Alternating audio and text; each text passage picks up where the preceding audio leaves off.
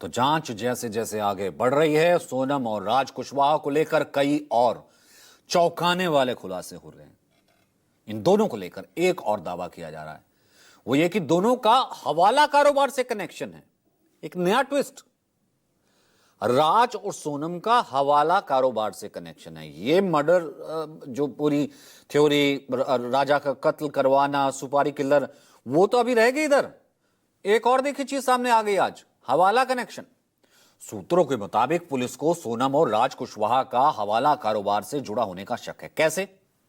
अब सूत्रों की माने तो राज कुशवाहा के फोन से हवाला के कई ट्रांजैक्शन मिले हैं। राज कुशवाहा के फोन में हवाला के एक नोट की तस्वीर भी मिली है, यह पुलिस बता रही है।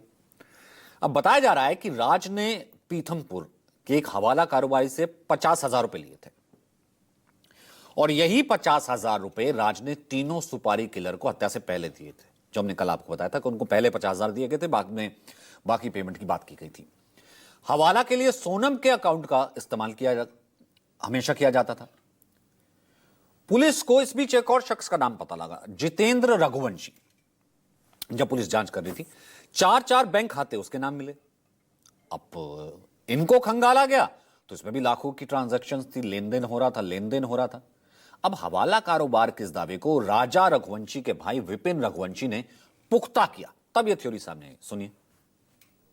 सभी ने जो कबूल करा है उस प्रकार से तो ये लग रहा है तो सोनम जो इसमें मास्टरमाइंड सोनम ही है, क्योंकि सोनम ने इन लोगों को बेला फुसला किया तो पैसे का लालच देके इनसे मर्डर कराया गया है।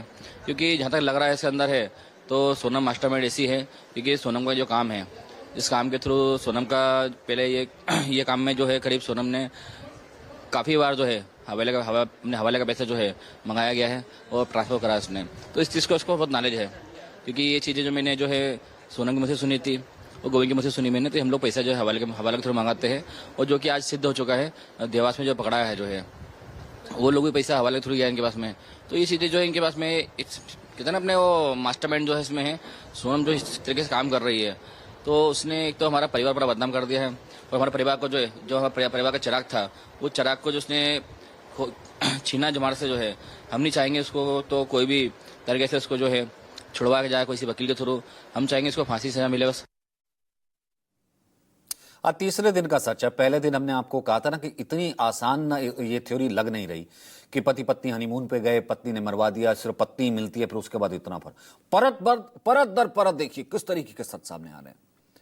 सोनम के भाई गोविंद रघुवंशी ने हवाला कारोबार से जुड़े दावों को ना सिर्फ खारिज किया, बल्कि जितेंद्र रघुवंशी नाम के शख्स पर तो ही पर्दा हटा दिया। अब ये देखिए यहां कॉन्ट्रडिक्शन आता है। गोविंद रघुवंशी की माने तो ये जो जितेंद्र रघुवंशी, जब पुलिस खंगाल रही थी खाते, तो ये खाते 4 आए थे जिसमें बहुत सारे ट्रांजैक्शन थे। कहना था सोनम के भाई का कि जितेंद्र रघुवंशी उनका मौसेरा भाई है, उन्हीं के गोदाम में फैक्ट्री में काम करता है, पढ़ा लिखा है नहीं, लेकिन उसके बैंक खातों का इस्तेमाल हम लोग करते हैं। सुनिए। कोई हवाला कारोबारी से नहीं जुड़ा हुआ है। जितेंद्र रघुवंशी मेरा भाई है और उनका रिश्तेदार मेरा मौसी जी का लड़का है, वो मेरा भाई है और उनका वो कोई हवाला कारोबारी से नहीं जुड़ा है।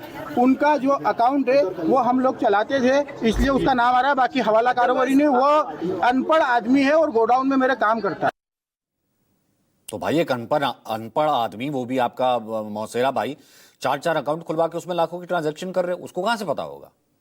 फिर कह रहे हो कि नहीं ऐसा कुछ एंगल नहीं है। अब इस कहानी में एक नया ट्विस्ट आया।